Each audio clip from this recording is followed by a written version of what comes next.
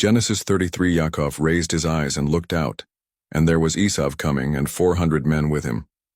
So Yaakov divided the children between Leah, Rachel, and the 2 slave girls, putting the slave girls and their children first, Leah and her children second, and Rachel and Joseph last. Then he himself passed on ahead of them and prostrated himself on the ground 7 times before approaching his brother.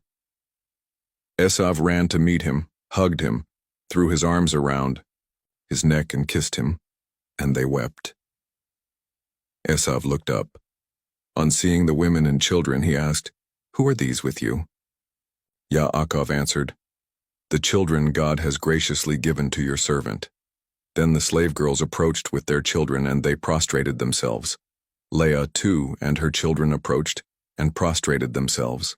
And last came Joseph and Rachel, and they prostrated themselves. Esau asked, "What was the meaning of this procession of droves I encountered?" And he answered, "It was to win my lord's favor." Esau replied, "I have plenty already.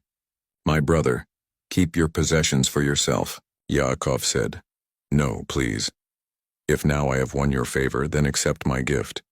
Just seeing your face has been like seeing the face of God, now that you have received me. So please accept the gift I have brought you, for God has dealt kindly with me, and I have enough." Thus he urged him until he accepted it. Esau said, "Let's break camp and get going. I'll go first." Yaakov said to him, "My Lord knows that the children are small, and the sheep and cattle suckling their young concern me, because if they overdrive them even one day, all the flocks will die.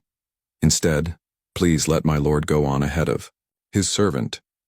I will travel more slowly at the pace of the cattle ahead of me and at the pace of the children, until I come to my Lord in Seir." Esau replied, "Then let me leave with you some of the people I have with me." But Yaakov said, "There's no need for my Lord to be so kind to me." So Esau left that day to return to Seir. Yaakov went on to Sukkot, where he built himself a house and put up shelters for his cattle. This is why the place is called Sukkot, shelters. Having traveled from Paddan Aram, Yaakov arrived safely at the city of Shechem in Canaan and set up camp near the city. From the sons of Hamor, Shechem's father, he bought for 100 pieces of silver the parcel of land where he had pitched his tent. There he put up an altar, which he called El Elohe Yisrael, God, the God of Israel.